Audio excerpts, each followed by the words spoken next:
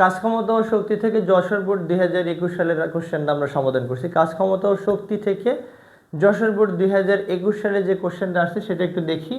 একজন বিমান যাত্রী ভূপৃষ্ঠ থেকে 220 মিটার উঁচুতে থাকা অবস্থায় তার হাত থেকে বা থাকাকালীন সময়ে 6 কেজি ভরের একটি পাথরকে ভূপৃষ্ঠের দিকে ছেড়ে দিল।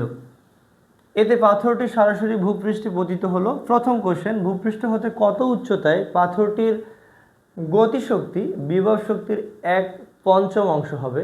আমরা ধরি এইচ উচ্চতায় পাথরটির গতিশক্তি বিভব শক্তির 1/5 অংশ হবে। ধরি এইচ উচ্চতায়, ধরি ভূপৃষ্ঠ হতে এইচ উচ্চতায় গতিশক্তি বিভব শক্তির 5 গুণ হবে। গতিশক্তি 1/5 অংশ,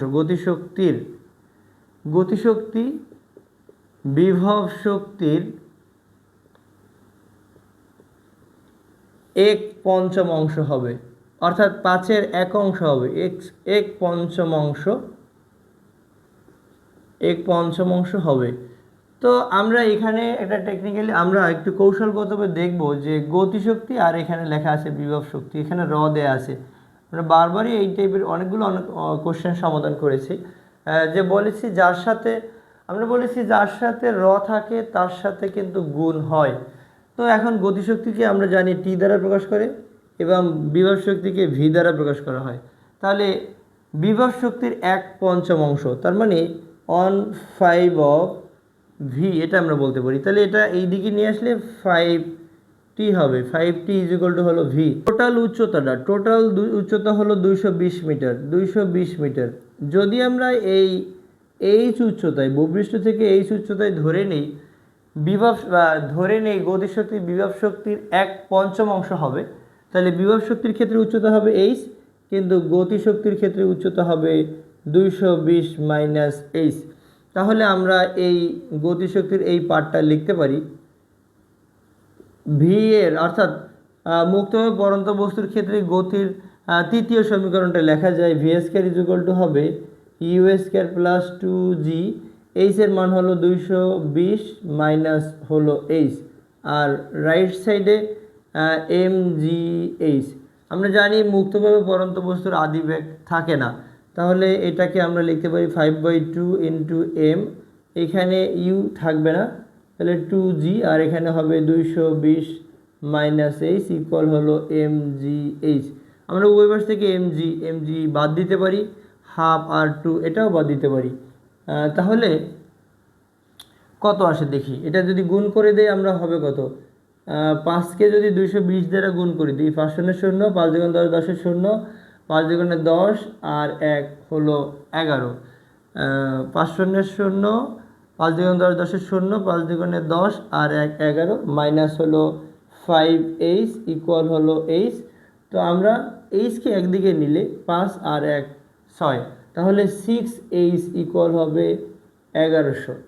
এইচ ইজ ইকুয়াল টু কত হবে, 1100কে যদি আমরা 6 দ্বারা ভাগ করি তাহলে আমরা পাবো ভূপৃষ্ঠ থেকে কত উচ্চতায় গতিশক্তি বিভব শক্তির 1/5 অংশ হবে। তাহলে এইচ এর মানই হবে নির্দিষ্ট উচ্চতা।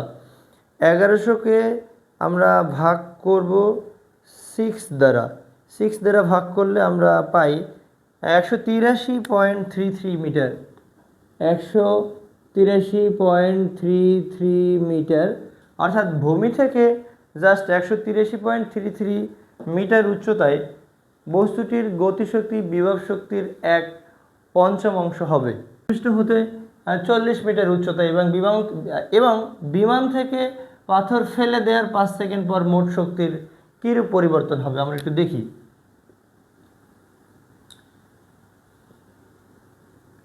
ভূপৃষ্ঠ থেকে 40 মিটার উচ্চতা, তাহলে এখানে 40 মিটার, এখানে যদি 40 মিটার হয় তাহলে সর্বোচ্চ উচ্চতা থেকে আর কতটুকু উচ্চতা এখানে আছে, এখানে অবশ্যই আমরা 220 থেকে 40 বাদ দিয়ে দেব।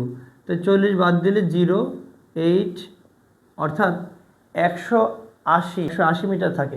অর্থাৎ ভূপৃষ্ঠ থেকে যদি বস্তুটা 40 মিটার উচ্চতায় থাকে, পাথরটি 40 মিটার উচ্চতা থাকে, তাহলে সর্বোচ্চ উচ্চতা থেকে আর তার অবশিষ্ট উচ্চতাটা হলো 220 থেকে আমরা 40 বাদ দিয়ে দেবো, তাহলে 180 মিটার হয়। এবারে আমরা জাস্ট ঘ নাম্বার কোশ্চেনটা দেখি। তাহলে এই ভূপৃষ্ঠ থেকে 40 মিটার উচ্চতার ক্ষেত্রে বস্তুটির গতিশক্তিও থাকবে, বিভব শক্তিও থাকবে। তাহলে মোট উচ্চতা, মোট শক্তি, আমরা এটাকে E1 বলছি। E1 সমান হবে গতিশক্তি যোগ হলো বিভব শক্তি। গতিশক্তির ক্ষেত্রে হাফ এম ভি স্কয়ার, আর বিভব শক্তির ক্ষেত্রে হবে এম জি এইচ, বলতে এখানে এই 40 হবে। অর্থাৎ বিভব শক্তির ক্ষেত্রে উচ্চতা ভূপৃষ্ঠ থেকে কত উপরে আছে, সেটা ভূপৃষ্ঠ থেকে কত উপরে আছে, 40 মিটার উচ্চতায় আছে। এবারে আমরা জাস্ট গতিশক্তির ক্ষেত্রে গতিশীল হলো কীভাবে, বস্তুটা সর্বোচ্চ উচ্চতা থেকে 200 মিটার উচ্চতা থেকে ফেলে দেওয়ার কারণেই তো গতিশীল হলো। তাহলে হাফ ইন্টু ভি এর হাফ এম রেখে দিলাম। আমরা গতির পরন্ত বস্তুর ক্ষেত্রে গতির তৃতীয় সূত্রটা আমরা ইউজ করতে পারি। ভি স্কয়ার ইকুয়াল হবে U square plus 2g into H এর মান। এইচ এর মান কিন্তু 180, এইচ এর মান 180 প্লাস হলো এম জি ইন্টু হলো 40 তো আমরা জানি মুক্তভাবে পরন্ত বস্তুর কিন্তু আদিবেগ থাকে না, তাহলে এটা হবে হাফ এখানে এম 2g ইন্টু 180 প্লাস হলো M G into 40, half two আমরা কেটে দিতে পারি। এখানে আমরা একটা কৌশল অ্যাপ্লাই করি, এমজি কেটে নিই, এমজি কমন নিই। এমজি কমন নিলে 180 প্লাস হলো 40 টোটাল উচ্চতাটাই হবে। তাহলে এটা কত হলো, এম জি ইন্টু টোটাল উচ্চতাটাকে আমরা এইচ ধরে নিই, টোটাল উচ্চতাটা হলো, অর্থাৎ এখানে কত 220 মিটার, 220 মিটার। এম এর মান কত, এম এর মান হলো 6 কেজি ভরের একটি পাথর, 6, জি এর মান 9.8 এবং হাইট, টোটাল হাইট এখন আমরা পেলাম 220 মিটার। তাহলে এখান থেকে আমরা জাস্ট 40 মিটার উচ্চতায় বস্তুটির মোট কত শক্তি হবে, জাস্ট যান্ত্রিক শক্তিটা কত হবে সেটা আমরা বের করব।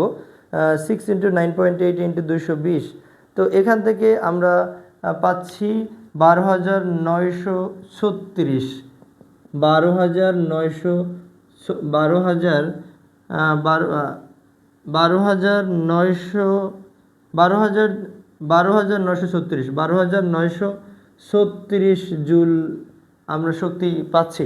এবারে বস্তুটাকে সর্বোচ্চ উচ্চতা থেকে বা 200 মিটার উচ্চতা থেকে বা বিমান থেকে ফেলে দেওয়ার 5 সেকেন্ড পরে মোট শক্তি কত হবে। তো 5 সেকেন্ড পরে তার দূরত্ব কত হবে, 5 সেকেন্ড পরে দূরত্ব, এটা আমরা একটু করে নিই। দূরত্ব ইকুয়াল এইচ ইকুয়াল হবে UT plus half of GT square, তো এখানে ইউ এর মান তো 0ই হবে, টি এর মান 5, এটা লিখলেও হবে না লিখলেও হবে। জি এর মান 9.8 এবং টি এর মান 5 এর বর্গ। আমরা যদি হাফ আর 9.8 কাটি তাহলে এটা 4.9 হবে, ইন্টু হবে 25। তাহলে 5 সেকেন্ড পরে বস্তুটি ভূমির দিকে কতটুক এগিয়ে অতিক্রম করবে বা অতিক্রান্ত দূরত্ব কত, এটা আমরা বের করতে পারি। এটা হলো 122.5 মিটার, 122.5 মিটার দূরত্ব নিচে নেমে আসে। যদি একটু দেখি যে বস্তুটার টোটাল উচ্চতা থেকে উপর থেকে যদি 122.5 মিটার দূরত্ব নেমে আসে, 122.5 মিটার দূরত্ব নামে, তাহলে অবশিষ্ট উচ্চতাটা কত হবে। 220 থেকে আমরা 122.5 মিটার যদি বাদ দিয়ে দিই তাহলে এটা 5, হাতে থাকবে 1, 3 আছে কত হলে 10 হবে, 7 হলে হাতে থাকে 1, তার মানে এখানে 3 আছে কত হলে 12 হবে, 9, অর্থাৎ 97.5 মিটার। আচ্ছা, 97.5 মিটার। তাহলে এখন আমরা জাস্ট 5 সেকেন্ড পরে মোট শক্তি বের করতেছি। 5 সেকেন্ড পরে মোট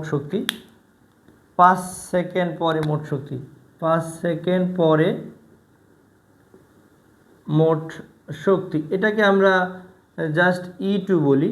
E2 তার মানে এখানে দুই ধরনের শক্তি আছে, গতিশক্তিও আছে, বিভব শক্তি আছে। গতিশক্তির ক্ষেত্রে আমরা লিখতে পারি হাফ এম ভি স্কয়ার, আর বিভব শক্তির ক্ষেত্রে হবে এম জি এইচ। মানে এম জি এইচ বলতে আমরা ভূপৃষ্ঠ থেকে কত উচ্চতায় আছে, 97.5 মিটার উচ্চতায় আছে। এখন আমরা মুক্তভাবে পরন্ত বস্তুর ক্ষেত্রে গতির তৃতীয় সমীকরণ লিখতে পারি। V square is equal two হলো ইউ স্কয়ার প্লাস 2g এইচের মান হবে কত? এইচের মান তো অলরেডি আমরা বের করে রেখেছি 122.5 মিটার, আর এখানে হলো mg ইন্টু 97.5। আমরা জানি মুক্তভাবে পড়ন্ত বস্তুর কিন্তু আদিবেগ থাকে না, তাহলে এটা বাদ যাবে। 2g ইন্টু 122.5 প্লাস হলো mg ইন্টু 97.5, তো হাফ আর টু কেটে দিতে পারি। তাহলে এখান থেকে যদি আমরা mg কমন নিই, তাহলে 122.5 যোগ হলো 97.5, তো এখান থেকে জাস্ট দুইটার যোগফল 220 এটাই হবে। তো আমরা যদি এম এর মান 6 কেজি, জি এর মান 9.8 এবং হাইডের মান যদি 220 ইউজ করি, তাহলে একই মানই পাবো। তাহলে যা হলো আর কি 12,936 জুল। তাহলে বলা যাচ্ছে যে ভূপৃষ্ঠ হতে 40 মিটার উচ্চতায় মোট শক্তি হলো 12,936 জুল, এবং বিমান থেকে ফেলে দেওয়ার জাস্ট 5 সেকেন্ড পর মোট শক্তি তাও হলো 12,936 জুল। তো মুক্তভাবে পড়ন্ত বস্তুর ক্ষেত্রে শক্তির সংরক্ষণশীলতার নীতি মানে আমরা এটা জানি। তো বলা যায় যে উভয় ক্ষেত্রে শক্তির কোনো পরিবর্তন হয় না, শক্তি অপরিবর্তনীয় থাকে।